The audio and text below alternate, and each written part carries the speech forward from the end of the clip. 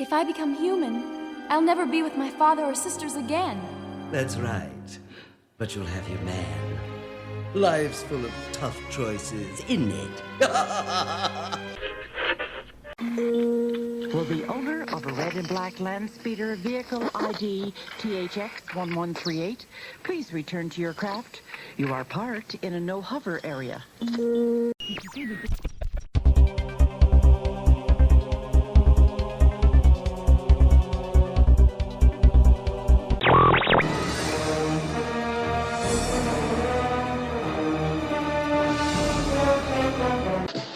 Your attention, please. The Walt Disney World Railroad now boarding for a scenic trip around the Magic Kingdom, stopping at Frontierland Station. Board? WDW Radio, your information station. Hello, my friend, and welcome to the WDW Radio Show, your Walt Disney World information station.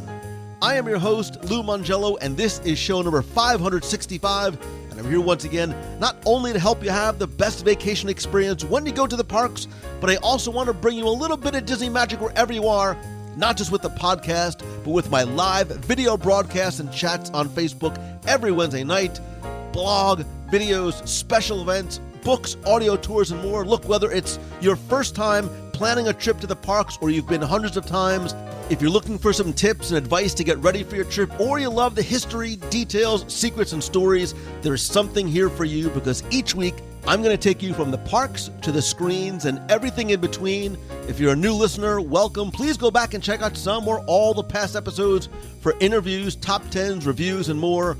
You can subscribe to the podcast in iTunes and find everything over at WDWRadio.com. So I'm going to open up the inbox again this week and answer your questions about topics including the mystery of Blake Lake, half days in a park, renaming EPCOT, a very special boat trip, the Marshmallow Marsh, I'm not kidding, first-time Disney cruisers, Trader Sam's, and the history of tiki culture at Walt Disney World, rise of the resistance, and making friendships before making the move.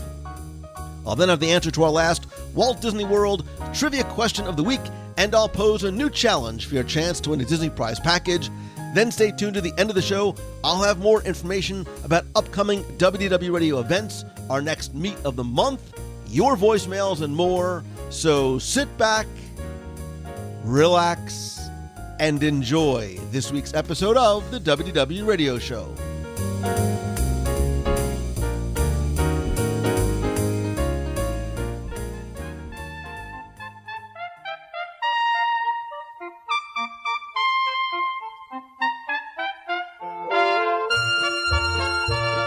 Whether you've been listening to the show since April 2005, first, thank you, or you're a new listener, welcome.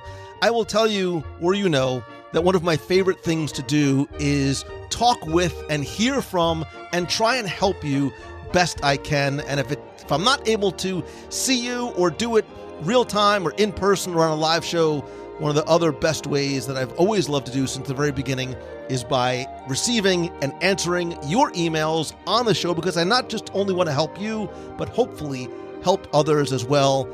And more importantly, I don't want the show to just be a one-way conversation. I really want it to be a conversation between me and you, and more of us, more really as us as a community. And to that point, I invite you to be part of the community and the conversation over on Facebook. If you go to www.radio.com/community, and by being part of the live shows on Wednesday nights.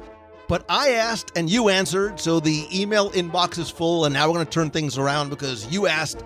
I'm going to answer your emails, of course, with the help of someone who also is in the business of helping you have a truly magical Disney vacation. She is the dream crusher to my figment. She is...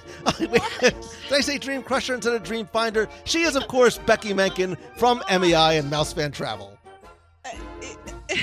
Stop it. I was thinking, I've thinking post D23 Expo, I've been thinking about EPCOT and Dreamfinder and Figment, and it was the first thing that came to mind. And you had to go to Crusher instead of Wow. I've known All you right, for a long so- time. I've known you for a long time. Yes. As you were saying something about since 2005, that makes us like 13 years.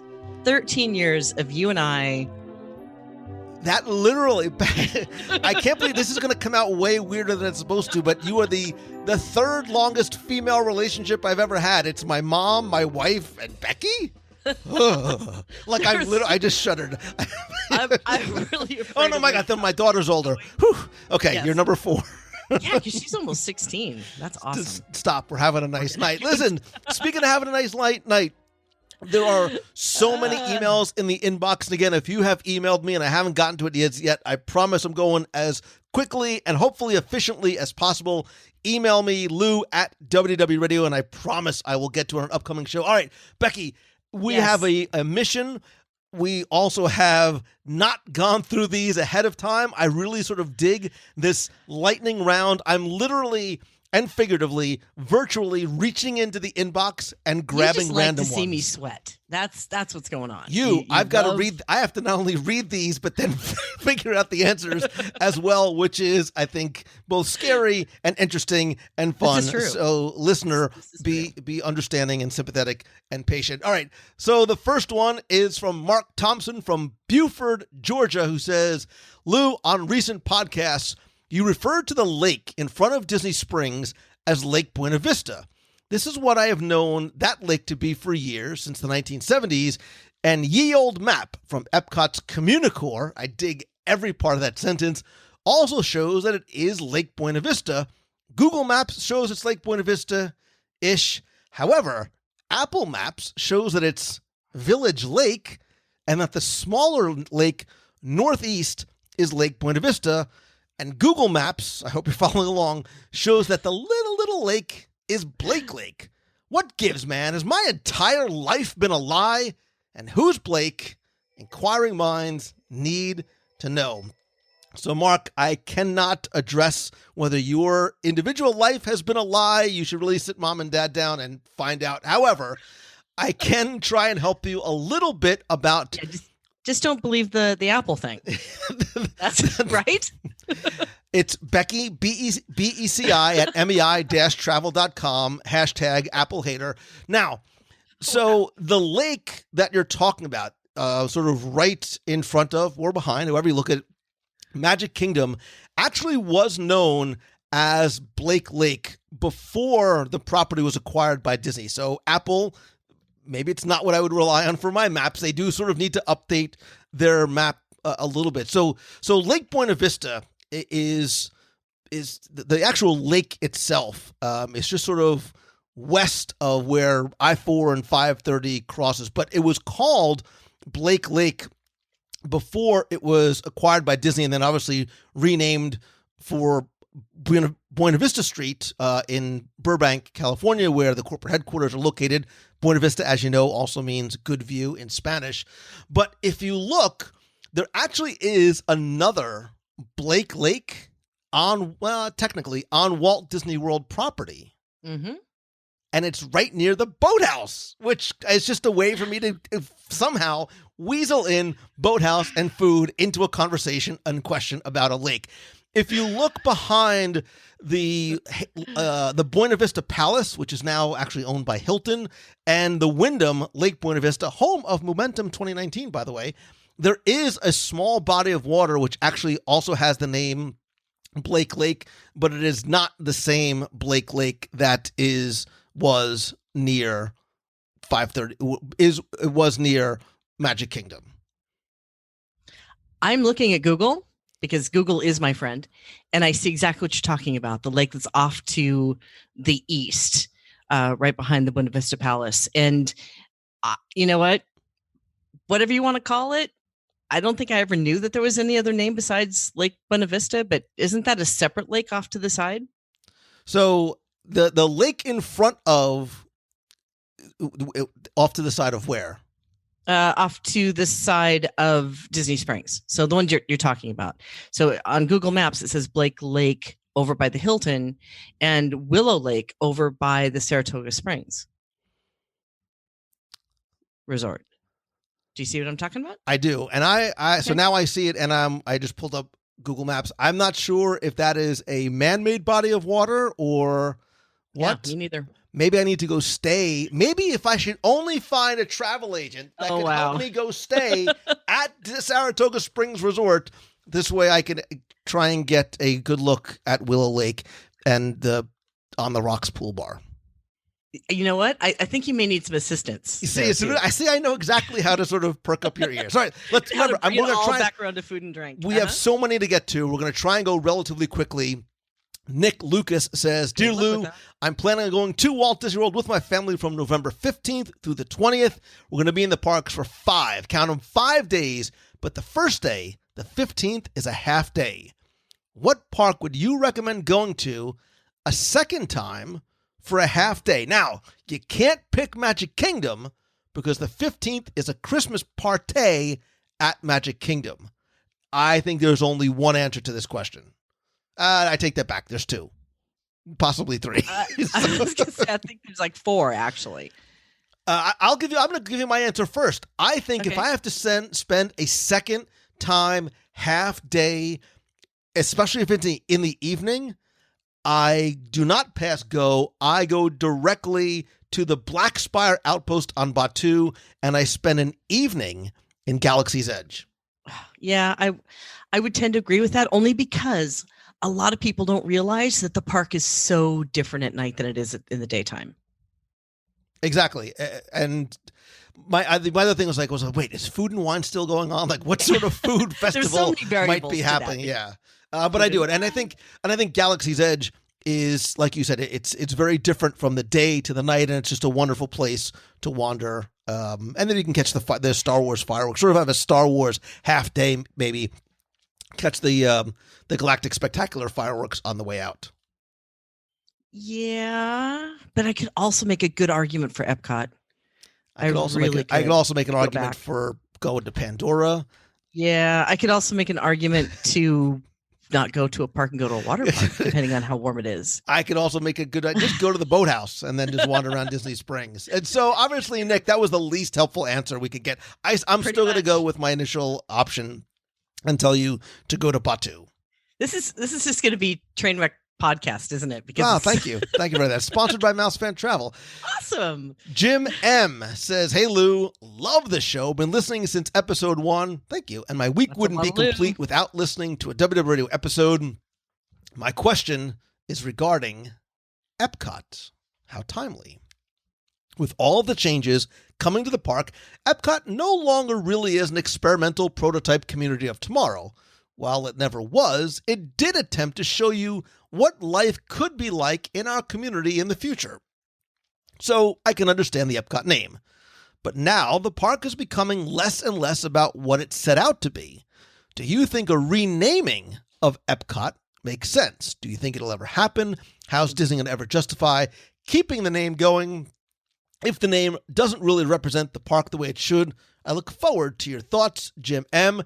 Jim, I think this is actually a great, very timely question based on what we heard and learned at D23 Expo in terms of what I want to qualify as what I believe as only a small part of the ongoing changes coming to EPCOT Center, Journey into Imagination. I'm looking at you. That being said, I agree, certainly, that it is no longer, and I think it has not been for a long time, this experimental prototype community of tomorrow. It's EPCOT really in name alone. Now that we see that we are going to have really the removal of future word in nomenclature alone, and we're going to have these new world areas, the world nature, etc. I think we clearly are getting away from what that intent was going to be. And look, I think EPCOT, like Tomorrowland, has always had the very troubling issue of trying to be an anything of tomorrow, because the idea that, it used to be that technology doubled every 7 years. I believe that number is much smaller than it is now. So by the time Disney has designed, approved, engineered, imagineered, and built an attraction of the quote-unquote future, chances are some of that technology in there might already be not so futuristic. So I think it's a smart move to change a bit of the focus, which I think is going to come. It's going to become much clearer over the next few months and dare I say year as we approach the anniversary. So I think, again, your question is timely, but I don't necessarily think a renaming of Epcot makes sense, because I think you can still, this community of tomorrow does not necessarily have to be technology based or technology focused. I think the community of tomorrow, wait a minute, I'm going to change my answer. I think it's more appropriate now than ever, because the community of tomorrow that we really should be worried about and caring about and thinking about is the community of us as a community of human beings on this planet as a whole. So I love the fact that this world showcase, this world showplace, this world community coming together, really sort of being this overlay of what the park is going to be, is actually more appropriate than ever. So now I say Epcot fits even more than it ever has before. If I had a cheaper mic, I would drop it on the floor. You would drop it. I was just going to say that, drop the mic and walk away, because you're right. And the experimental prototype piece may have fit way back when. I think people now just identify with the word Epcot as being the location. And with this new neighborhoods vision that they have, I think that it's going to make a lot more sense when we see it all come together. And in all honesty, I don't believe we've actually heard everything they have planned yet. So when we hear more about what this is going to look like, it might make a lot more sense, but I don't think there's a reason at all to change the name Epcot, because it is so identifiable in that realm. The neighborhood situation and the different pieces in the neighborhoods will hopefully, like you said, bring it together for the community of tomorrow, or it could be the community of today for that matter. It is so hard for anybody to keep up with the things for tomorrow, like you said, Tomorrowland, or what Epcot was trying to do and looking into the future, because it's moving so fast. Technology moves too fast for these types of attractions to keep up with. I think what they're doing with it is brilliant.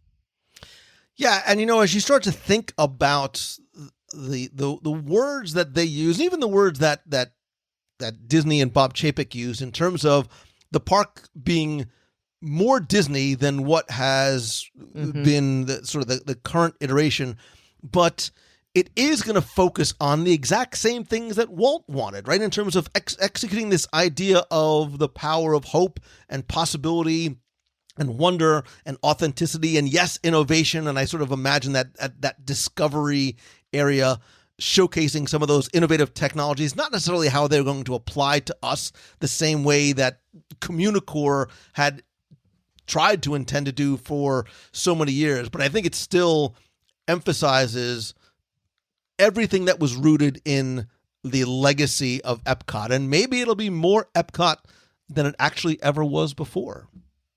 That's a pretty fair statement. I think at every turn, there's going to be an element of wonder and discovery. And I think that's kind of what it was meant to be too, is that whole land of discovery, of possibilities and of hope. So I can't wait to see what it ends up looking like in 5 years from now. And look, I think that in every job that must be done, you find an element of fun, and you find that fun, and snap, that's what you're really excited about, isn't it? Listen, they had me at Mary Poppins, so they had me at a lot. They had me at a lot of different things, not just restaurants and.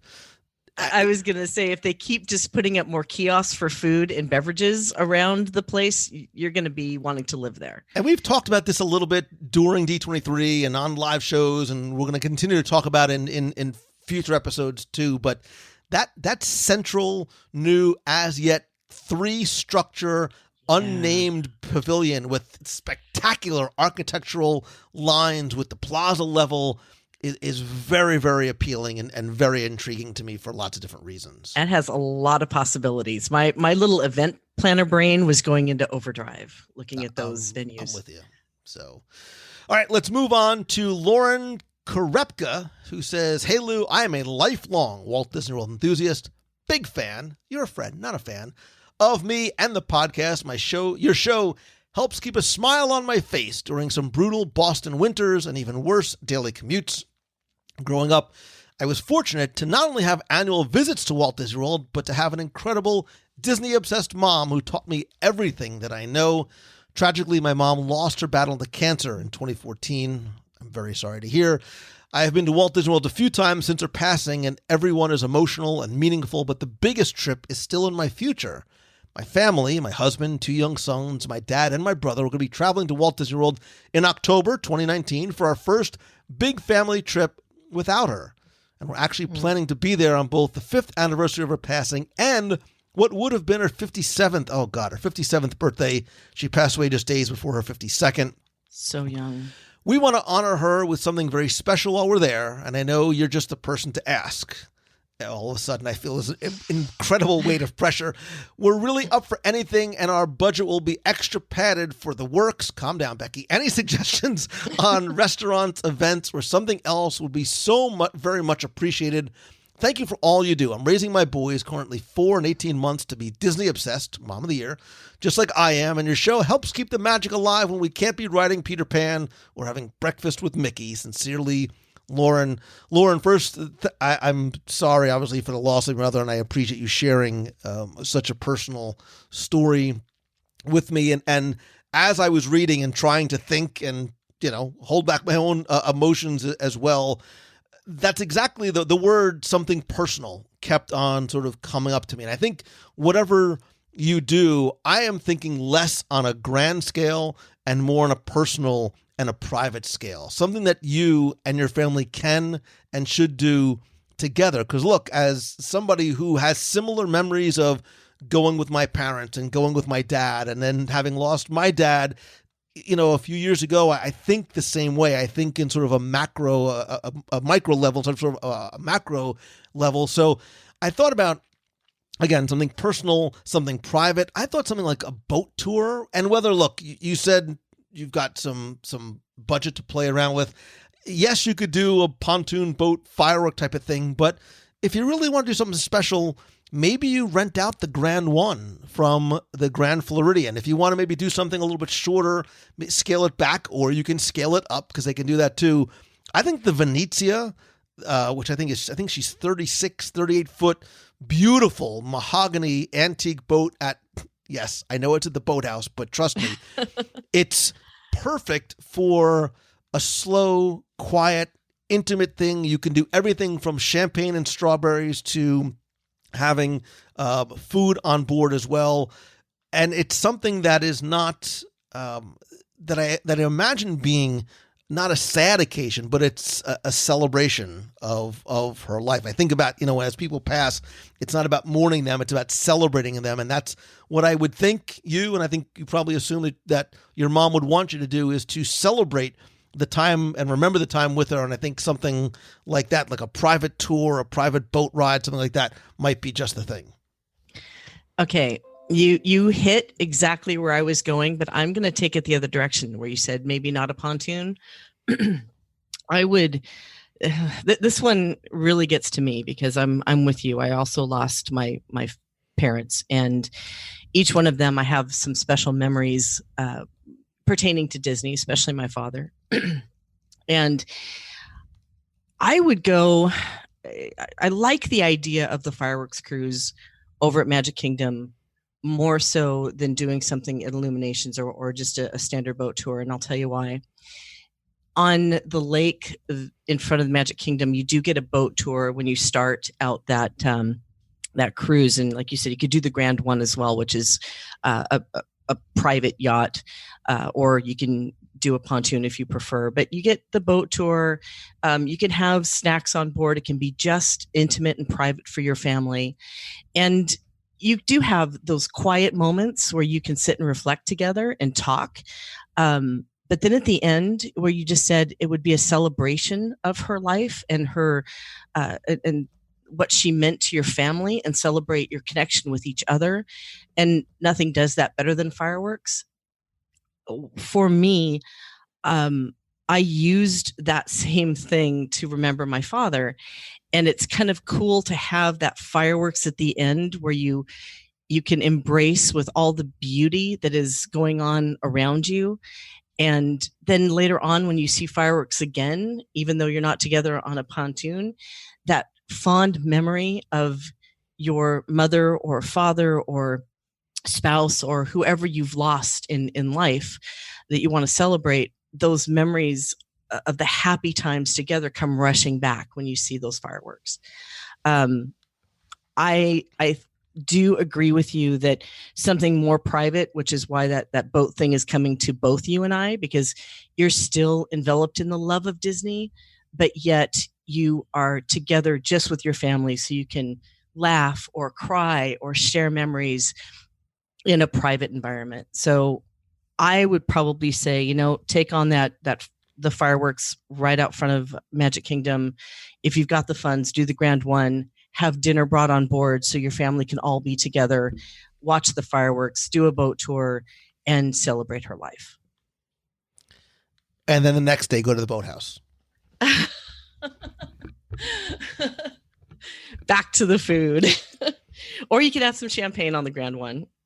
They have champagne at the boathouse too. Every time I go to the boathouse, I'm like, this is what Dad would have wanted. This is where Dad would want us to be. Really? Is that what you think? Do you think your father would have loved the boathouse? Oh, I think my dad now you're really gonna make my dad loved oysters, and the boathouse, really? like, oh my God, that's where I literally remember driving down to Florida. Like, we used to go to the Panhandle all the time and stopping at this. I think my dad had 7 dozen oysters. They were like 10 cents, 25. My dad ate, and I'm not kidding. Like, I remember vividly, like, Dad, can we please just get to Disney World already? He's like, no. And it was just a stack of like the oyster trays sitting next to him. However, I need to move on because, oh my God, speaking of somebody I've known for a long time, Kelly Linsenbigler, I've known for eons. Yeah. Oh my God, I'm so frightened. She said, because it's a short question, and I picked it out like because the boathouse. No, I saw a word that sort of jumped out, which is not normally a word that I see in listener emails, and it was marshmallow. So it says, question for you.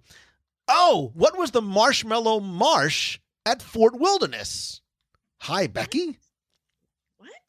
What was the Becky, you take this one. What was the Marshmallow Marsh? All right, so wow, I actually remember what this one was. Sit back, relax. I'm gonna tell you a tale. I'll be over here. Of the Marshmallow Marsh. Now, this is going back to the 70s, maybe even the early 80s a little bit. And this was a nighttime activity that was exclusive to Disney Resort guests. So it actually took place over at Disney's Fort Wilderness Resort and Campground. And you would go to one of the trading posts and sign up, and it literally was like $4 or $5 a person for adults to do this. And you would walk down this pathway, and there they had these probably 20-person canoes, like the Davy Crockett Explorer type canoes. And you would get in, and you'd paddle over to this place called the Marshmallow Marsh. And you had a guide, you had a cast member guide who would be singing songs to you. And there was actually a Marshmallow Marsh song, which I'm not going to sing, but it's sung to the tune of She'll Be Coming Round the Mountain. So she'll be like heading to the Marshmallow Marsh. And when you got there, there was a campfire with, wait for it, marshmallows that you could roast. And they had a sing-along, different than what sort of the Chip and Dale sing-along is now, but on a much smaller level. There was a sing-along of Disney World, Disney songs, and now I'm also having this flashback memory of the Campfire sing-along songs VHS tape. Kids, do you remember that? Because I watched it 19,000 times when you were kids. But so your host or hostess was there, your cast member, and there was a couple of them. They would have a guitar, and they'd be singing all these different songs in a sing-along, and then you would sit back, relax, now with your belly full of marshmallow fluff, and you'd watch the electrical water pageant go by. It would actually sort of stop sort of by where River Country was. Then you would sing, appropriate enough, the Mickey Mouse Club song, get back in your little canoes, and paddle back to the trading post. Is it bad that the first thing I thought of when you said that was like the Stay Puffed Marshmallow Man? Yes. Yes, it is. I thought as you started to speak, I was waiting for the words to come out of your mouth was something like, is it bad that the first thing I thought about was like nighttime canoeing and Friday the 13th? But that's where I figured your dark and twisty mind was going. That's not, it was the opposite of Friday the 13th. That could be a whole nother Halloween shtick for them later. So I need to know from you, the listener, do you remember the Marshmallow Marsh and getting your little ticket and actually going to, I mean, you want to talk about $4 or $5, very, very well spent. And I remember, and you can actually, I Googled and it sort of, it made me remember, the ticket had like these 3 little cowboys, like non-Disney characters sitting around this little campfire on like sawed off logs, singing little songs. And he had like this giant hat, like, oh gosh, who was the guy from the Saturday morning commercials that had the giant hat? It was yellow. I don't know. I'm way back in my deep-seated memories. You have gone down the rabbit hole on this one. Way back. But if anybody other than me on this planet remembers, I swear I'm not dreaming, nor do I drink or anything. So I'm swear the Marshmallow Marsh was really a thing at Fort Wilderness. Let me know. Share a picture. Share something. Just please validate. Sounds like it was a lot of fun, though, for families. It sounds like it'd be a really fun thing to do. Listen, one of the things that I love about Disney, and still to this day, and look, as technologically advanced as some of the attractions are, and they're so immersive, and you feel like you're flying, and you're going to ride a Tron light cycle, and you can blast off on the Falcon. The thing that I continue to love about Disney, and it is the biggest attractor, are the simple things. Like this, I miss very much so that they have. Look, you've seen me when we go to Disneyland, when we go to Magic Kingdom, and I walk by Haunted Mansion. What's the first thing I say? Oh my God, it's the canoes. Let's go do the canoes again. And you're like, yes. Lou, I want to go have a drink. I'm going to the club. But I'm like, it's the canoes. I dig those kind of simple things. Now, my, sort of canoe. They're fun.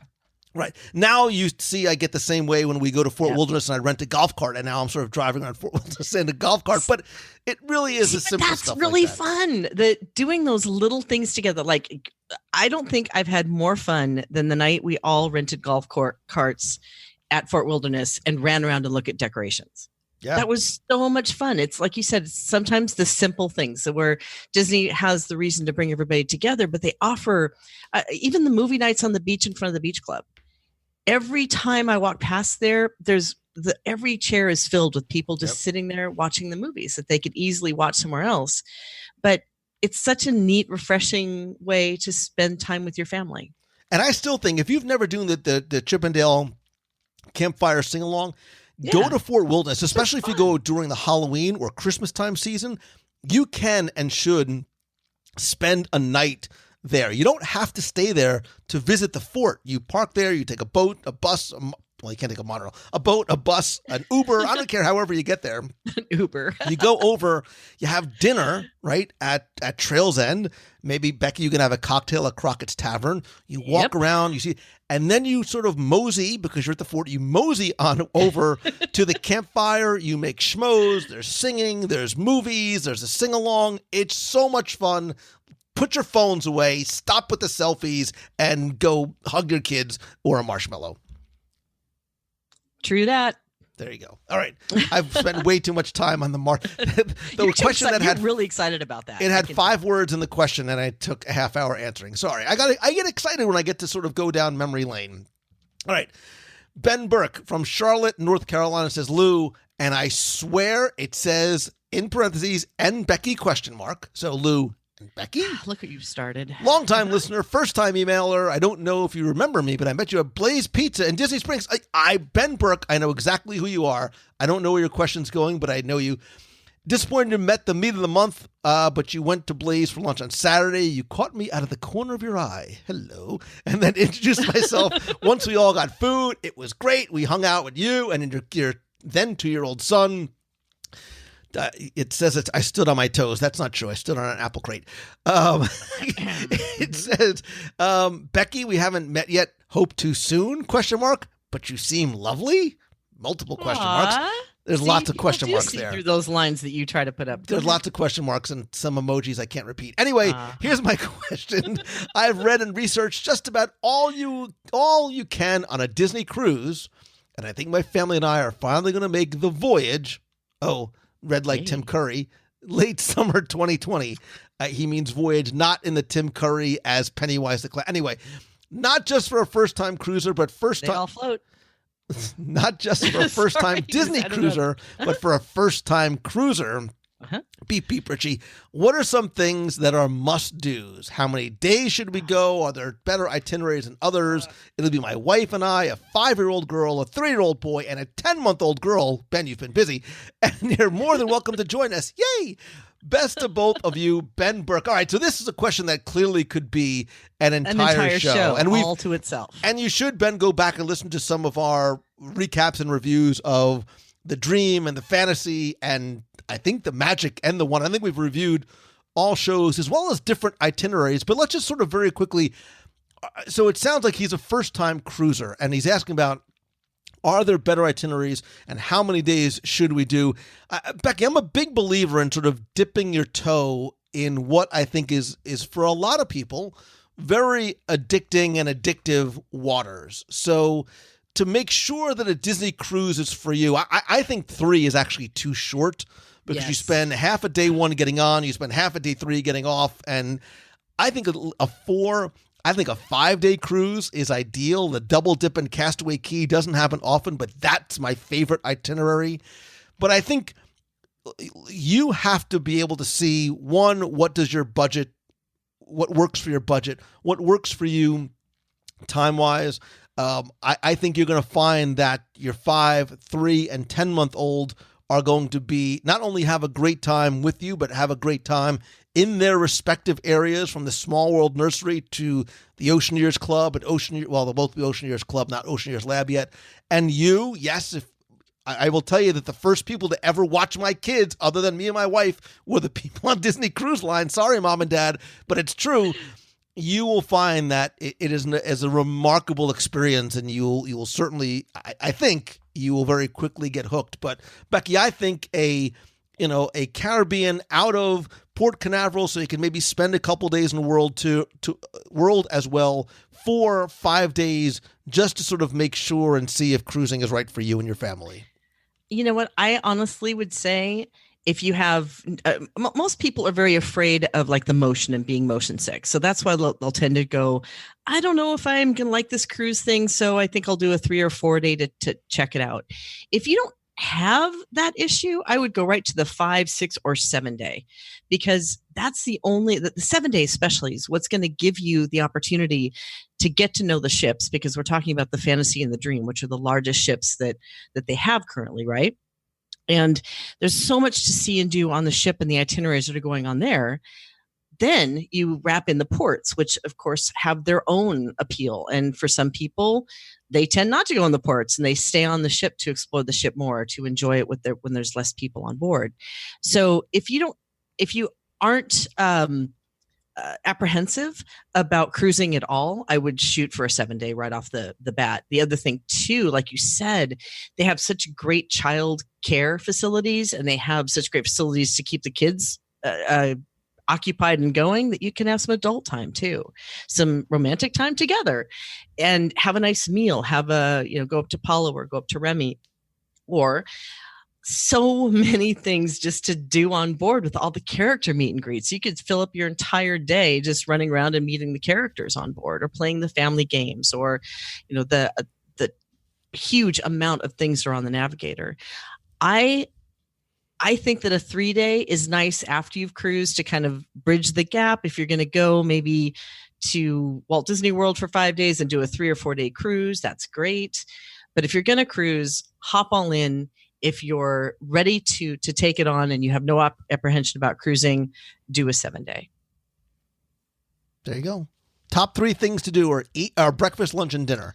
Yes, exactly. And that's, of course, I'm going to do the shameless plug, where a good vacation planner can talk to you about the options and what your family would really enjoy about cruising. So talk to somebody, a pro that knows what they're doing, like Mouse Fan Travel. And isn't that why he emailed us? Match you to the right itinerary. What? Did you just ruin my plug? Wow. I think I enhanced your plug. Oh, did All right, we have to move on because Ashley Grissom we're going on to the wish. says we'll get to the wish. Don't you worry. Okay. Much like the word marshmallow jumped out, the word aloha jumped out. Oh, we got to go back.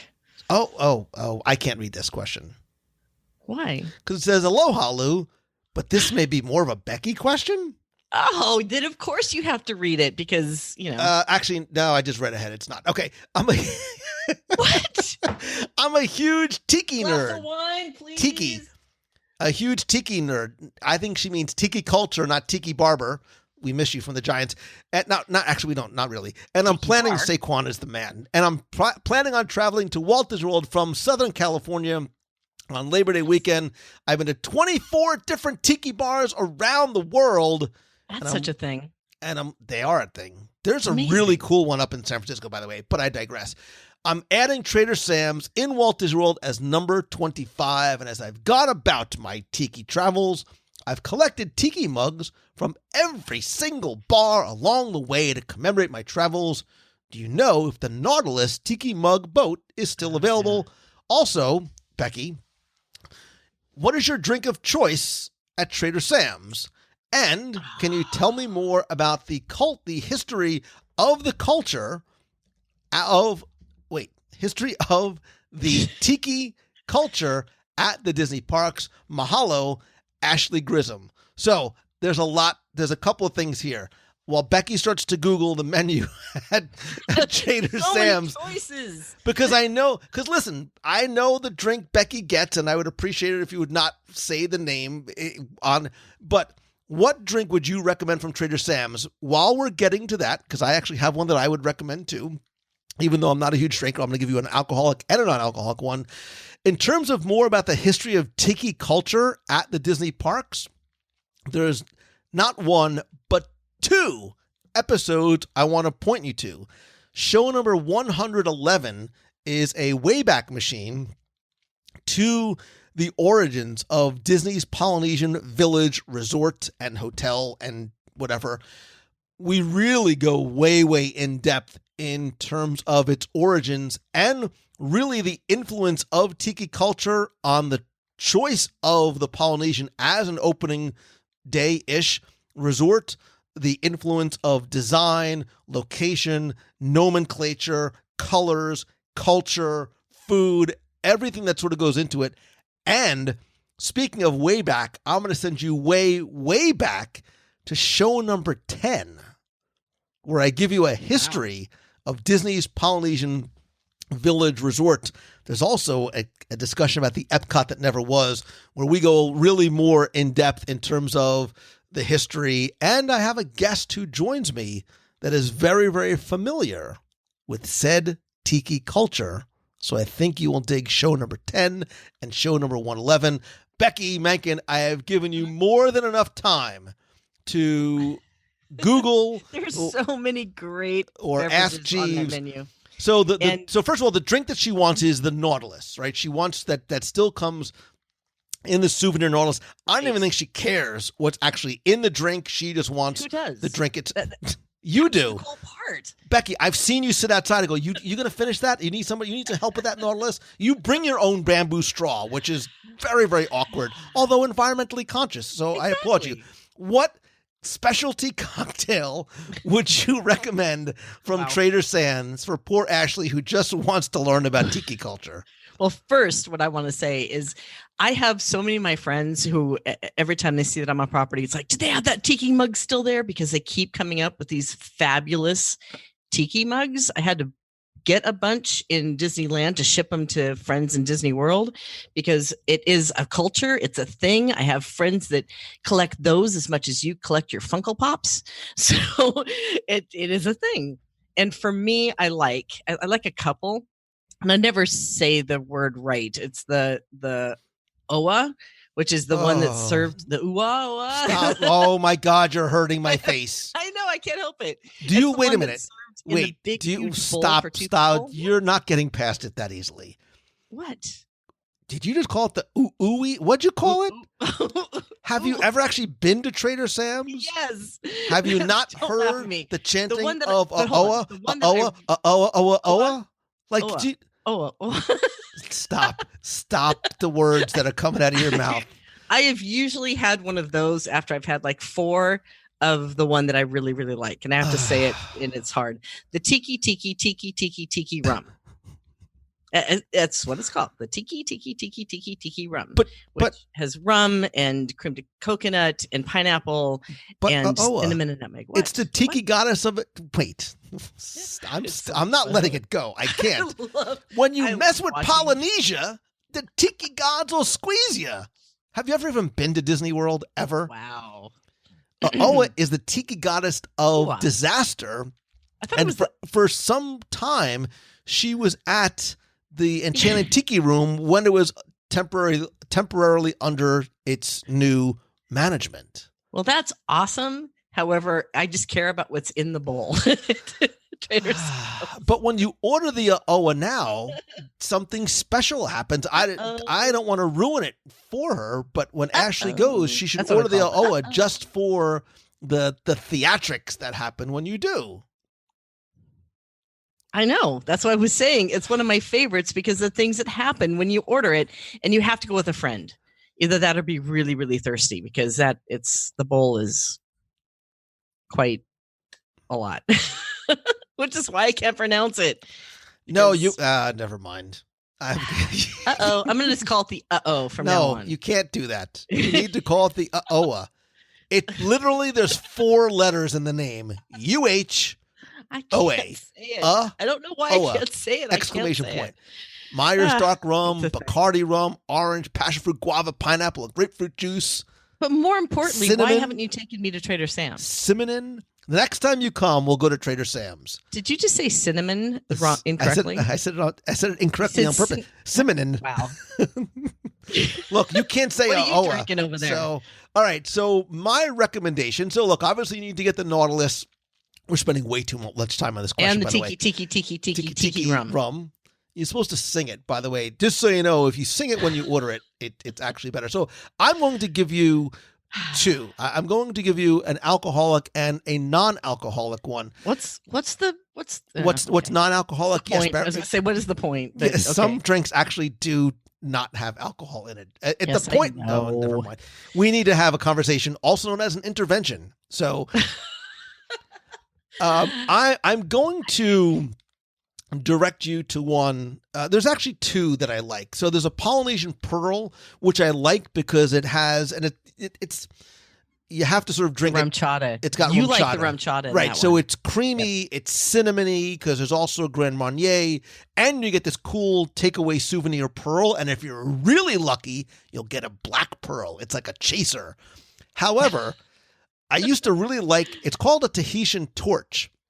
And the reason why I liked it was it has this Baijiu dragon fire spirit with juices and passion fruit, but there's a little bit of heat in your drink. And I don't mean temperature heat. I mean, there's a spiciness to it. So thinking, yes, I dig me some Fireball, or I used to dig me some Fireball.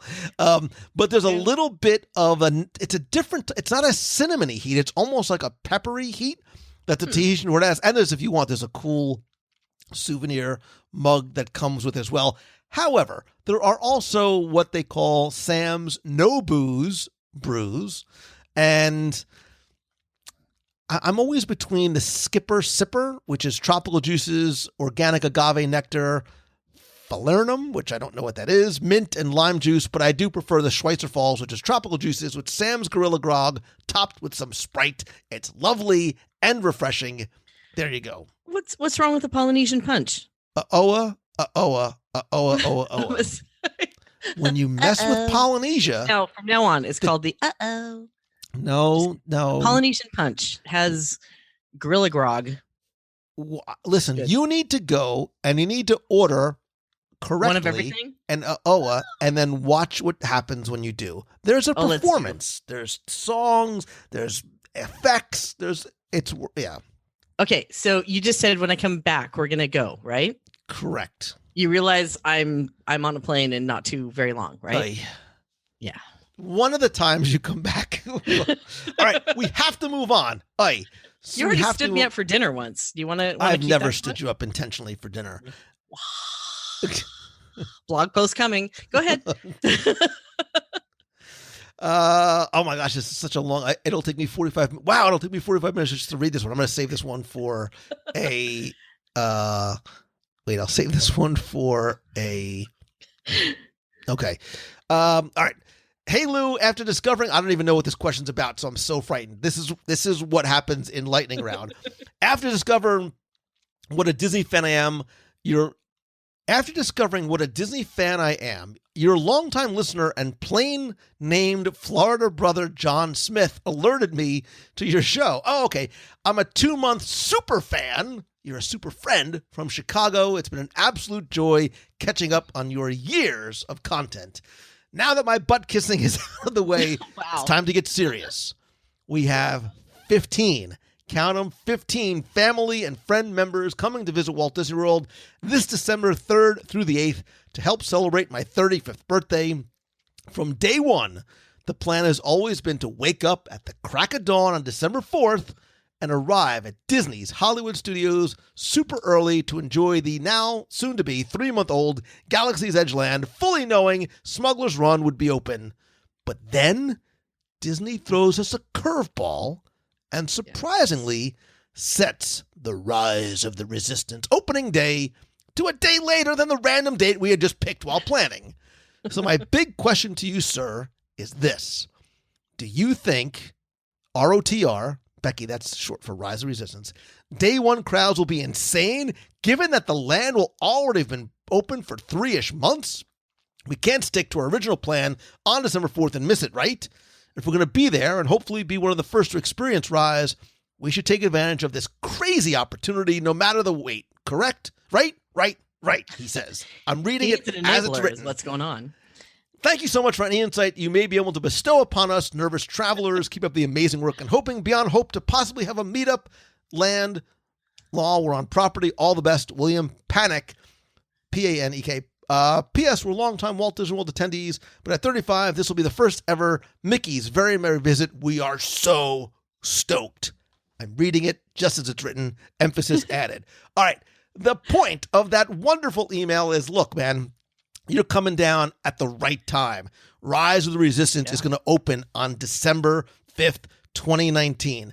As a quick backstory, and I talked about this a number of times as I visited Galaxy's Edge inland for the preview, and then again in World, I saw something happen, both Becky and you, William, that in all the years of visiting and covering Walt Disney World, I've never seen happen before, which is you'd go to an opening, a media preview, an event for the launch of an attraction, in this case, a land that has been probably the most anticipated expansion in land literally in Disney history.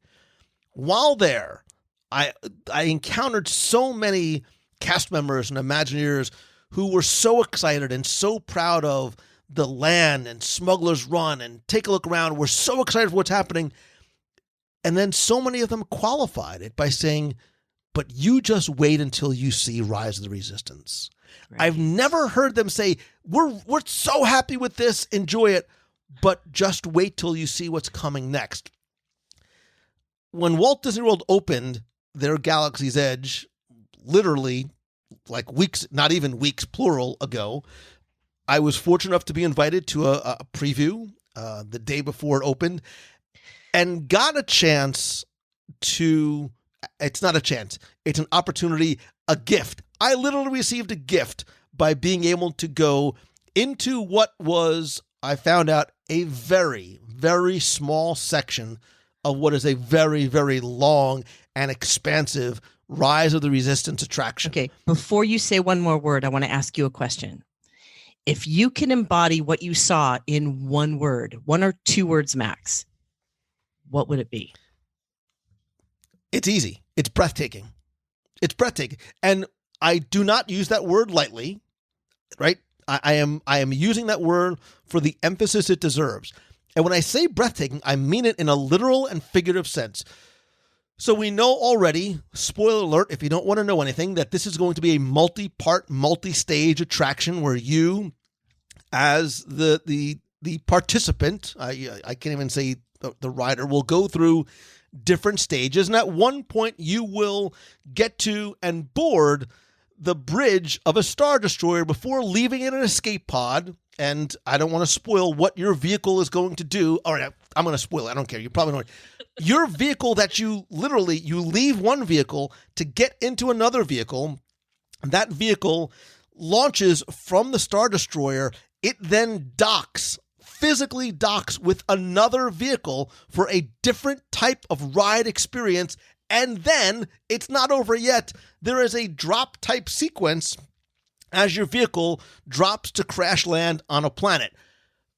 When we walked into this one singular room, which is really sort of in the middle of the attraction,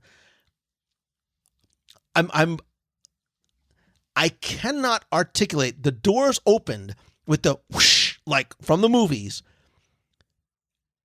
and it got silent. And there was maybe 10 of us.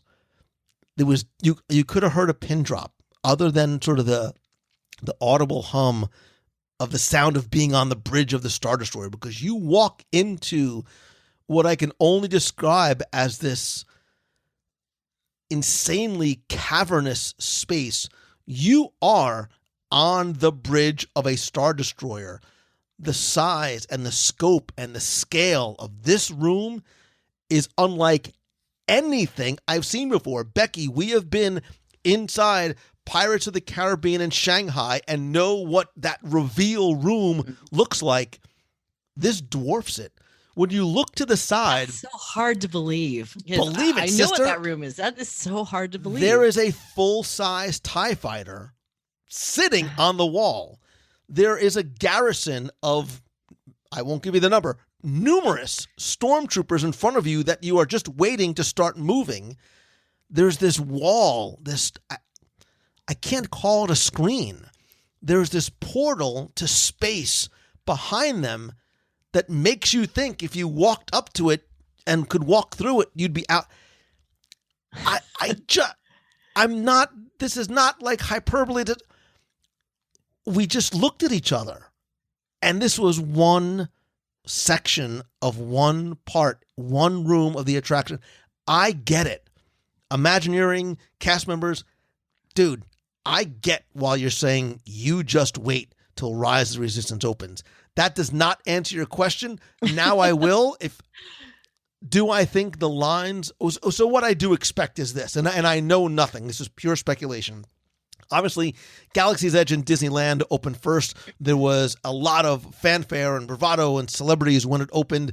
The opening of Disney World was a little bit more subdued because it is, for all intents and purposes, a carbon copy of the land in California. What I do expect, however, and I'm purely guessing, is that Walt Disney World, because our version opens in December and Disneyland's opens in January, I do expect a similar type of opening and fanfare when it does happen on December 5th here. So if you are planning on going on December 5th, I expect the lines to be, I'm trying to be delicate here. If you're not in line already, you're already too late. So, no, I mean, look, opening day crowds for anything are going to be very, very crowded. This is the opening day for what I have a feeling is going to redefine what an e-ticket attraction is going to be. Do I think you're coming at the perfect time of the year? You better believe it, brother. And I will tell you, I am not normally a person that sees a very long wait for a ride. Look, I live here. I know my experiences are very, very different, and I'm spoiled. But I have a feeling I would wait online just to walk in this room. Like, I would wait on a long line just to walk in this room. And we know you don't wait for much. So that says a lot. Pot, kettle black. Hey. I don't wait for anything or anybody. The reason Anyway, I asked you that question was because I know several of the people who were there with you or went to see that preview, and when I asked them the same question, they couldn't even find a word. Yeah. And I obviously was not there, but from what I've heard from everybody, it just seems like it's the new bar.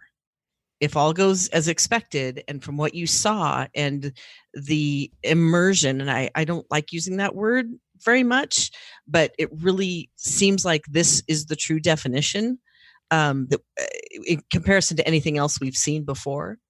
If it really is to the scale and level that one room showed, and I'm sure that there's plenty of other tricks up their sleeve that you haven't seen, this will set the new bar for what attractions should be in terms of detail and story.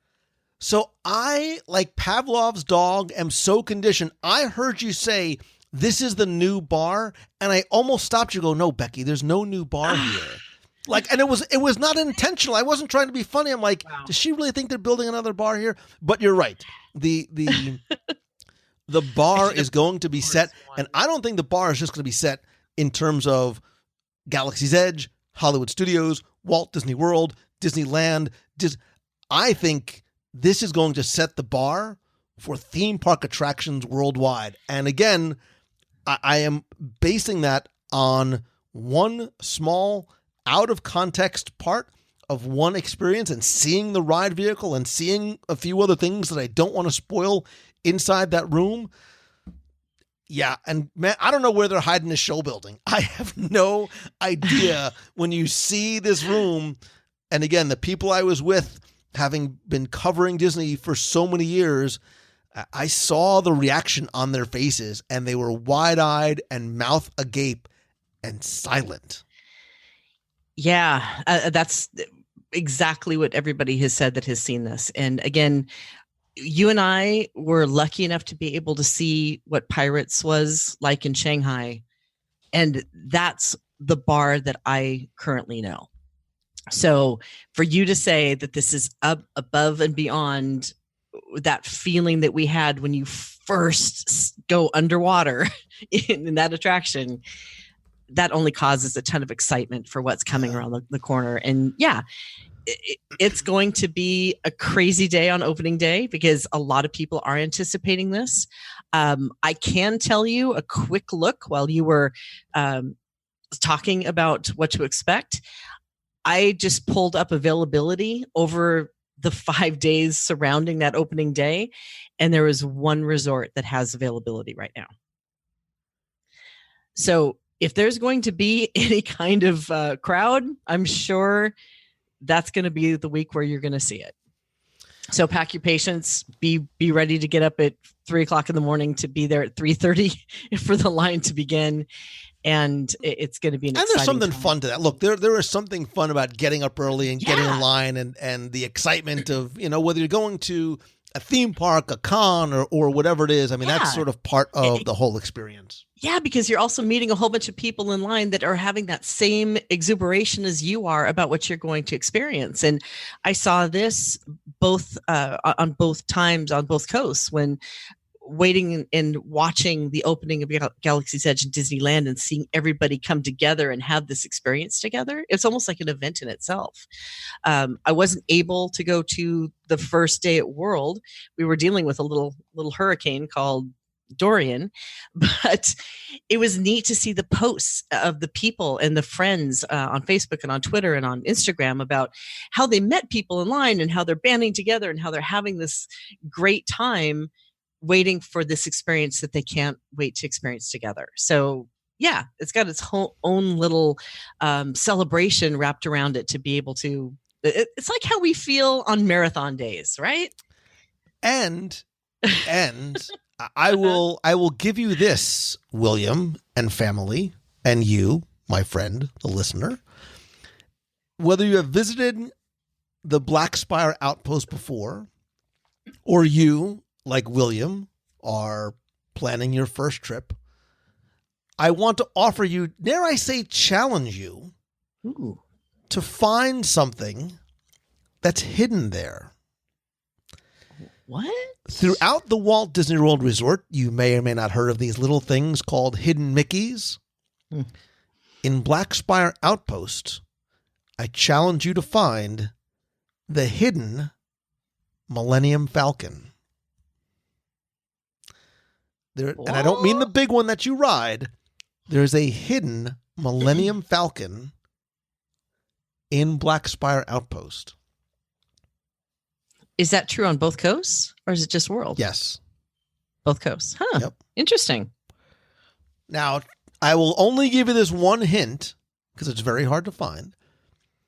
Think about where it might be appropriate to hide a Millennium Falcon. And start there. And if you wait, don't do stop Googling, all of you. I know you're Googling, and stop doing it. If you find it without cheating, I'm watching you, always watching. Maybe how can I make sure that you find it and send me a selfie of you pointing to that's it. I'm thinking about this on the fly.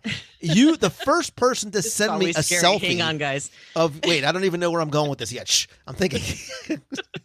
Welcome to my world. If you want to see what happens behind the scenes and how the sausage is made, it's right here. The first person to send me a selfie of you pointing to the hidden, I don't mean the big one, the hidden Millennium Falcon in Walt Disney World's Galaxy's Edge, Black Spire Outpost on the planet of Batuu, I will send you. I'm looking around my office. I will send you wait a minute. Maybe I'll send you something from Black Spire Outpost. Maybe I'll send you something that you can't buy from Black Spire Outpost. So there you go. Ooh. Send it to me, post it, whatever. The first one that I get, and you can either email me, lou@wdradio.com, share it on social, and tag me. The first one that I receive, that I see, will win something. When you find it, it's cool, man. That's all I got to say. And then you'll have that and be like, hey, man, you know where the hidden Millennium Falcon is? Let me show you. Hello. And then it's awesome. You're like, what? Don't ask a The little resident, things excite you, man. That's awesome. Don't ask a resident of Batuu. I want you to find it. Find it on your own. Use the Force. Use the Schwartz.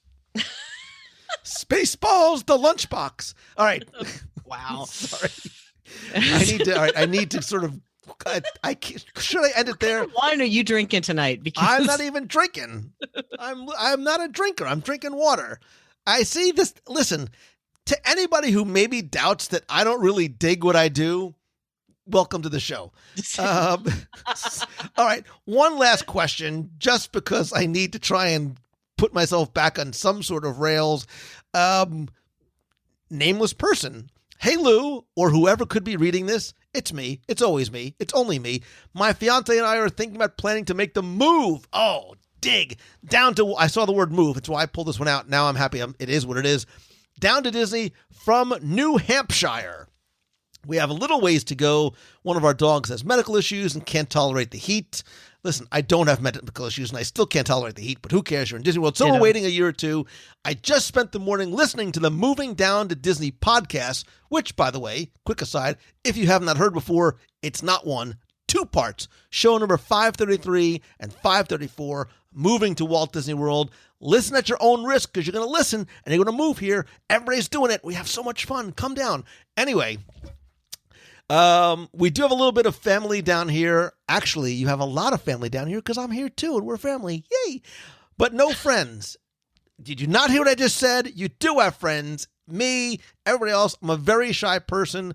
How do you suggest getting the ball rolling on some new friendships before making the move? Do I have an answer for you? This is so perfect. I'm so happy I read this question. The best way to do it, you do have friends, you just don't know it yet. Come and be part of the WDW Radio community and family on Facebook. If you go to www.radio.com/community, that will take you to our Box People group on Facebook, and it's called the Box People because I used to walk around live broadcasting with my laptop and say, look, all these people are watching in the box. That's how it's the box. It doesn't make any sense, but it does to me. So join the Box People group on Facebook. Come by. Introduce yourself, share your story, and I guarantee you will start to make fast friends. If you happen to come down for a visit, I invite you, I implore you to come to a meet of the month in Walt Disney World. I'll be there. You'll be there. Other like-minded friends will be there too, I promise you. The reason why I started my discussion forum in 2004 and why the community is the most important part of what I do is because it's this idea of being around fun, friendly, nice, like-minded people that simply love just talking about the stuff that makes us happy about going to Disney and moving down here too. So join the Box People group. Make sure you like the page on Facebook at facebook.com/WDW Radio. Turn on notifications. Find out when the next meet of the month is. Oh, by the way, I'm still trying to figure out September's. It's a crazy time of year for me. There's lots of travel coming up. I'm going to Indianapolis for the Indy Disney meet next week. Becky's going to be there. Woohoo! Right. The weekend after, I've got momentum. So I might actually have to do like a midweek, maybe even a midday meet of the month in Walt Disney World. I've never done it before, but I have an idea. I'm thinking Food and Wine, maybe on a Wednesday. Yeah, I don't know. Stay tuned either to the end of the show or to the group. I have and find out more. I'm sure you do have suggestions, but that's what I'm thinking. It's a nice little, maybe a little afternoon, a little nosh at Food and Wine, maybe on a Wednesday during the day. We'll see. But anyway, listen, whether you are a first-time listener, first-time caller, second-time emailer, or even listening, you are a friend. You are part, more importantly, I've said since the beginning, like I don't hate anything, but I really, really dislike the word fan. I've always said, you're not a fan, you're a friend. And you know what, Becky? I've been saying that wrong all along. Uh-huh. It's not that you're not a fan, you're a friend. You're not a fan, you're family. And I want you to know that I mean that from the bottom of my heart. And whether we have met yet or not, I promise you that's how you will feel. That's how you'll be treated when you come and be part of the community. Speaking of family and Ohana, Becky, you're kind of like family too. After 10 years, I'm starting to sort of actually warm up to the idea. It's 13. Whatever. Don't ruin it. We're having a moment. But thank you for. Did you have today? How many what? What did you say? How many Xanax did I have today? No, I said how many Red Bulls did you have today? Listen. Just check it. I'm just feeling it tonight. I'm just feeling the love. I'm feeling the joy. I'm feeling the friendship. See what happens when I'm around? Again, shh, say less, listen more. You have 2 eyes, 2 ears, 1 mouth. Use those in the same proportions. So, I do appreciate you so very much, not just what you do for me, but what you do for our family in trying and helping them have the best vacation experiences wherever they go. We have lots of adventures coming up. We're going to be in Indianapolis together. We're going to be in Japan together. God help us and save us. Oh, Japan better call the ocean and order more tuna because I'm coming for you. And then after Japan, we're in London. Oh my God. How am I? Yes. Jeez Louise. Yeah. I'm going to be so fat by the time I get to London. It's not going to be funny. And I'm already getting suggestions of all the types of things that I need to eat when I get there. So many, many more adventures. And if you want to plan your adventure, contact Becky and her amazing family of agents at mousefantravel.com. I can't stop laughing right now. Oh, okay. Yes, please do. Come along with us on one of our adventures. The cruises that we have planned, those other things we haven't talked about, the other thing sister, we haven't you haven't announced seen yet. You haven't seen my whiteboard. You don't even know what's going on here. I'm sure we need to spend several hours together on the phone to catch up. But the things I do know about and the things that we haven't said to anybody and the things that we are planning that we have said to people, but we haven't given them a date. There's so much exciting things that are on the calendar over, dare I say, into 2022. I'm breathing. That adventures are always better with friends and or family. And we would love to have anybody who wants to come along and be part of this crazy that we call the WDW Radio family. It's so much fun to get to know everybody and to be together. But if you can't make it on one of those dates, we can certainly help you with any other adventure you'd like to go on, whether it be Disneyland, Disney World, Aulani, Adventures by Disney, Disney Cruise, or anywhere else on the planet, because we also do other major cruise lines and other destinations for those of you who also see other parts of the world. But my family, my Ohana, is amazing. The girls and the guys of Mouse Fan Travel and MEI Travel take such great care of each and every client, and I am so proud to be part of the family that does nothing but plan our vacations or your vacations as if they're our own at no additional cost to you. That's great. I have one last question, lightning round question, or Yeah. wait, Man. wait, let me put it in terms that you'll understand. It's last call, Becky. One question. D23, all about EPCOT, anniversary coming up, so much going on. What is your favorite place to grab, in your case, a drink, alcoholic or alcoholic, in Epcot Center? Go.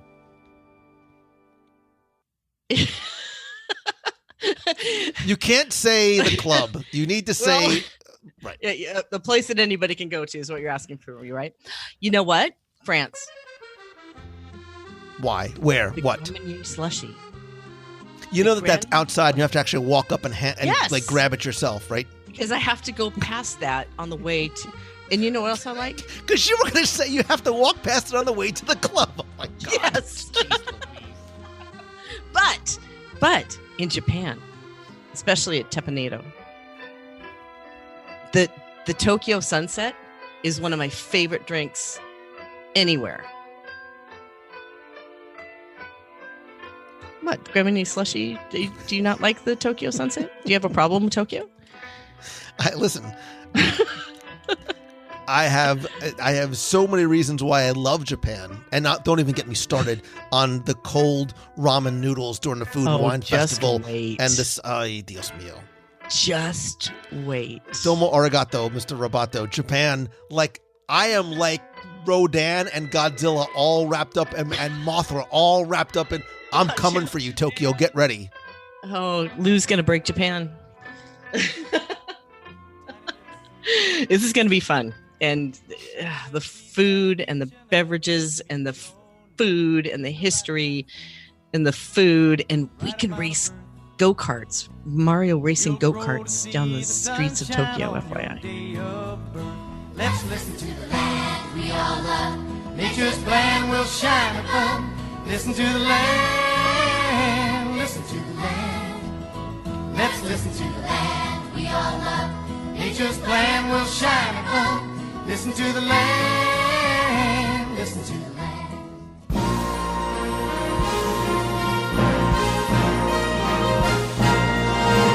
It's time for our Walt Disney World Trivia Question of the Week, where I invite you to test your knowledge of Walt Disney World's history or see how well you pay attention to the details, sometimes in what you see, hear, yes, maybe even eat. If you think you know the answer, you can enter via our online form for a chance to win a Disney Prize package. Of course, before we get to this week's question, we're going to go back, review last week's, and select our winner. So last week's question was about food, more specifically drink, because I was talking about, rest in peace, Club Cool and Epcot, which just closed earlier this week. And Club Cool has always been one of the fun, free experiences in Walt Disney World since it was Ice Station Cool and opened back in 1998. But your question last week was to tell me, not about Beverly, the drink, not the person, but I personally had a favorite in recent years. It was called Bebo, and it was a sweet-ish drink. And I asked you simply to tell me what country was Bebo from. Now, I want to thank all of you who entered, got this one correct, and or were incredibly creative and funny in your answers. But Bebo is actually from South Africa, and it's a fruity drink developed back in the late 90s by Coca-Cola, also sold in Canada and South Africa and Turkey and Mozambique. And it was one of those sometimes varying flavors of beverages available at Club Cool, again, which closed to make way for what is going to be the new, dare I say improved, Epcot Center. However, I took all of the correct entries, randomly selected one, and again, last week you were playing for all of my digital products, which is all 7 of my virtual audio walking tours, the secrets, history, and stories of the Magic Kingdom, which, by the way, you can still find on iTunes and Amazon, as well as my 102 Ways to Save Money for Not Walt Disney World book, also available on Amazon, a WDW Radio vinyl sticker for your car, your laptop, whatever, a WDW Radio pop socket, and a WDW Radio t-shirt. And last week's winner, randomly selected, is Claire Moeller. So Claire, congratulations. I have your mailing address. Because you used the online form, I will get your prize package out to you right away. If you played last week and didn't win, that's okay, because here's your next chance to enter in this week's Walt Disney World Trivia Challenge. So thinking a lot about Epcot this week and the changes that are coming, some of the improvements I think that are being made, and some of the additions, like the wonderful, beautiful statue of Walt Disney, got me thinking about Walt in the parks, not in statue form, but in other formats. So your question this week is to tell me, what 2 Walt Disney World attractions can you see and hear Walt Disney? What 2 current Walt Disney World attractions can you see and hear Walt Disney? Now, you have until Sunday, September 15th at 11:59 p.m. to go to WDWRadio.com, click on this week's podcast, use the form there. Again, you're going to play for all the digital products, the books, the 7 tours, the vinyl sticker, the pop socket, the shirt, and you know what? I'm also going to throw in a mystery prize as well. Maybe it's something from D23 Expo, maybe it's something from Galaxy's Edge. It's a mystery to you, because right now it's still a mystery to me. But good luck and have fun.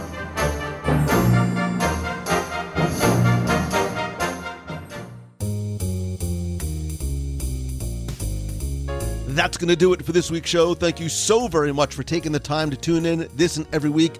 I understand and appreciate that time is your most valuable commodity. You can't make more. You can't get it back. And the fact that you spend and share some of it with me on the show, on the live broadcast every week means so very much. So I want to continue by thanking all the new members of the WDW Radio family that joined our Box People group on Facebook. Please be part of the community and conversation by going to wdwradio.com/community. And huge thanks to all the new and longtime members of the WDW Radio Nation family.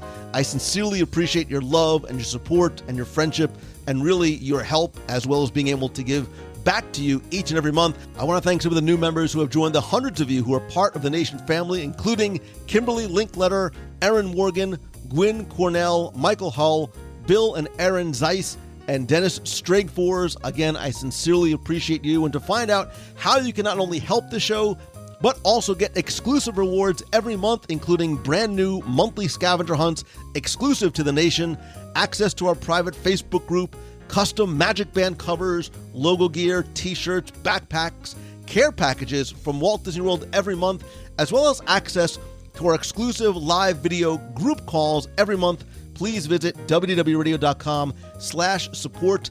And don't forget that while this is completely optional, you can start at just $1 a month, and every contribution goes to help support our Dream Team project to benefit the Make-A-Wish Foundation of America. If you haven't done so already, please make sure you join our Box People group over on Facebook at wdwradio.com/community and turn on notifications there and on our Facebook page at facebook.com/WDWRadio. Of course, be sure to turn notifications on both so you don't miss a thing. Look, I'd love to hear from you. If you have a comment about this week's episode, a question, something I can help you with, either post it in the group or email me if you want me to answer it on the show, lou@wdwradio.com. If you want to be heard on the air, you can call the voicemail at 407-900-9391. That's 407-900-WDW1.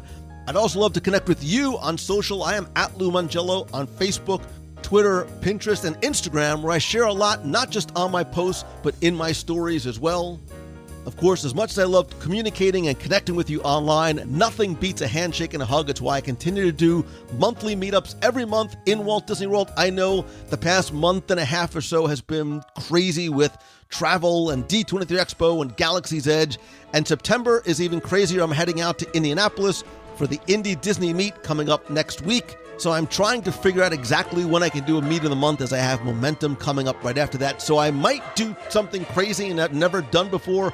I might actually end up doing a midweek, dare I say midday, meet of the month, maybe next week on Monday or Wednesday, September 16th or 18th. Stay tuned to the events page at wdwradio.com/events. Again, that's going to take you right to our Facebook page so you can find out exactly about this and upcoming meets of the month, cruises, Adventures by Disney, and other events happening. Speaking of which, this is last call for my Momentum Weekend Workshop in Walt Disney World, September 28th and 29th. There's now just 3 spots left. I won't go into all the details, but basically this is a 50-person, 2-day workshop in Walt Disney World where I and other speakers and other people in the room help you turn what you love into what you do, whether you are a podcaster, blogger, content creator, you have an idea, a brick-and-mortar business. We're going to help you make real changes to your brand, your business, and your life. Visit LouMongello.com to find out more. And if I can maybe come speak to your conference, your event, or to your school, you can find out more again at LouMongello.com. Thanks as always to Becky Menken from MEI and Mousefan Travel for joining me again this week. Be sure and check out Celebrations Magazine over at celebrationspress.com. And of course, my friend, and you are my friend, whether we have met yet or not, all I ask is that if you like the show, and I hope that you do, and if you don't, tell me why, please help spread the word. Not that you don't, but that you do. Let others know about it. Tweet out that you're listening to this, or pick one of your favorite episodes.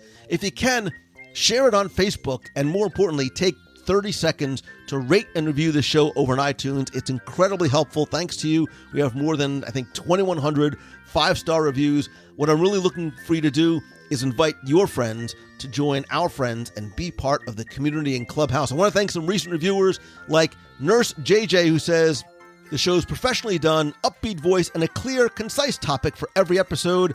It's so rare to have a clear and concise topic and for podcasters to stay on point. I won't read exactly, but Nurse JJ thinks some other podcasters are sometimes boring and stray off topic and rant, but that's okay. Love the podcasting theme. Don't change, Nurse JJ. Thank you so much. Grunt03112 said, Lou's more like 10 stars? Lou, you do such a great job. It's changed my life. I've got a job at Disney Transportation and will be driving a bus and giving magic back to guests every day. Great job. Keep it up. Congratulations, Grunt. Jimmy MJ70 says, simply the best. I'm now singing that song in my head. There's nothing I could write here that could come close to saying what this podcast means to me. 5 stars isn't enough to express what you bring to the world. I feel like Uncle Walt would be proud of you, Lou. Wow.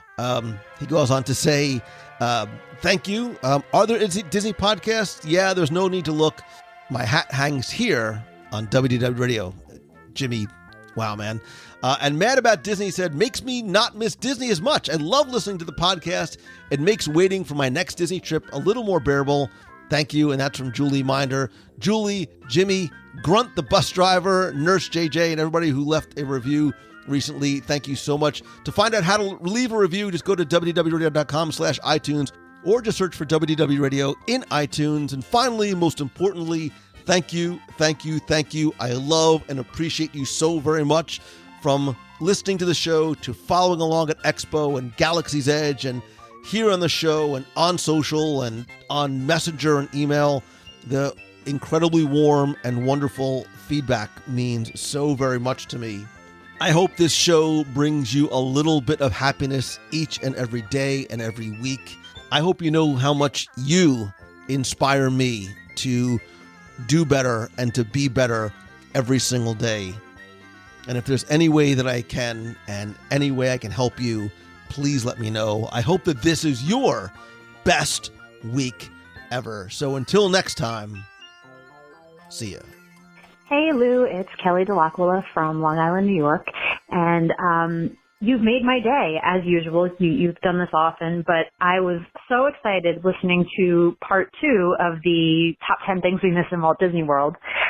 All through the first episode, I had one thing in the back of my mind, and I kept thinking there is no way that they will ever say this because it's so bizarre, and no one else remembers this. But my best friend and I were obsessed with the powdered hand soap. I remember, I think it was our last trip together when we were kids in 1997, where my friend brought this tiny little, like a Tupperware type thing that had a Mickey Mouse on top of it. It was really small, and she collected the powdered soap and put it in there just so that when we were home, we could open it up and smell it, because it had a really strong, I think I recall it as being like almost like an almond smell, like an artificial almond smell. And just the smell of it reminded us of being in EPCOT, our favorite place on earth. So thank you so much for remembering that odd little detail that meant so much to us. It really made my day to hear you talk about it. Have a great week. Hey, Lou, this is Craig Hargrove down in Austin, Texas. I just wanted to add my top 10 little things I miss about Walt Disney World, and you might be covering this on the back half, the second episode. But I miss, and I'm sure you remember, and it's a silly little thing, but the napkins at all the quick service and snack locations used to be a white napkin with Mickey Mouse on it. In fact, everything from the popcorn containers to the plates to the cups, everything had Mickey on it, and it had some sort of little saying about what you were eating or drinking, and it just was special. And one of the things that I always did before going home the last day was we would stop off at several locations and grab a handful of those napkins and bring them home and use them as long as we could, just as a reminder when we got home about, where we were at, and it brought a little bit of magic home, and it didn't cost anything. And I miss them, and they've kind of evolved over the years. They went, if I'm not mistaken, I think they went brown for a while with Jiminy Cricket, because he was the logo for recycling and the tie-in with your conscience there. And then I think they just went to a complete brown napkin, and I just would like to see those come back. But it's just what came to my mind when you were talking about that last week with Tim, and I really enjoyed the episode. So, all right, thanks for all you do, Lou. Talk to you soon. Hi, Lou. This is Jim O'Neill from Livonia, Michigan, and I just finished listening to the podcast about the small things we miss at Disney World, and I have a few. The slow, in air quotes, times of the year at the parks, early December and February. Juice boxes shaped like the fruit. And number one, Art the Greeter from the Beach Club. Always great to see him when we stayed there, and just such a pleasant guy, and made you feel like you were coming home. Thanks, Lou. Bye. Hey, Lou, this is Jeff Deldona from New Britain, Connecticut. I am calling actually from work. I'm in a slow period at my job right now, but I wanted to call in and leave a comment about one of the little things that I miss from Walt Disney World. As a sort of adding on to your double episode of top 10 things, little things you miss from Walt Disney World. One of the things that I miss so much so that I actually sought out to see if there was a recording of it on a message board a while back, and it turned out that someone did have a recording of it. It used to be when you would drive onto the property, you'd be able to tune into a particular AM radio station, if I remember it correctly, and there would be a broadcast that was only available if you were, within the grounds or at least close by the grounds, of, the events that were happening that day, ride closures, things like that. And a lot of it was actually done by the voices of the Fab Five. Of course, obviously Pluto can't talk, but Mickey would tell you about what shows they were going to be, or it was this really cool sort of inside, like, oh, you're at the park, you get to listen to this on the way in, and no one else outside of the park or the grounds can hear this radio broadcast. So that's something obviously they don't do anymore, because everything is app based and on your phone and everything. But that's just a little something I miss. So yeah, that's it. That's all I wanted to call in and see if maybe you have heard of that or remember what I'm talking about. And I hope you have a magical day. Thank you. Hey, Lou. This is Steve from Michigan calling. I just finished show number 554, top 10 Disney movies that should be made into attractions, and I had to throw in my 2 cents, and that 2 cents would be bed knobs and broomsticks. I think that would be super cool. That's such a good, classic Disney film. The music's fantastic. Gotta love Angela Lansbury. Come on. And wouldn't it be great to just board your flying bed and you know, through some of the scenes from the movie, you got to go to the Isle of the Boom Boom and go under the sea. Come on, it's like begging for it. So there's my 2 cents. Thanks, Lou. Love the show. Bye. Hey, Lou. It's Christine Morrison from Flowertown, PA. I'm out doing my rounds on a Tuesday night, and I have a request. I would love, we haven't had one in a long time that I can remember, a dining review with your family. You get your kids on there, because I love hearing their take on the food.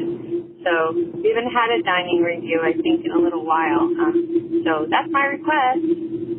Please. I love hearing you guys talk about food. Have a wonderful time at the expo. Someday I will get there. I really, really hope so. Anyway, have a wonderful week. Box tomorrow night, everybody. It's the 14th, and I believe Lou has got a special show planned. So be there or be square. 7:30 sharp. Facebook Live, WDW Radio. Have a wonderful week, guys. Take care. Make somebody smile. Bye.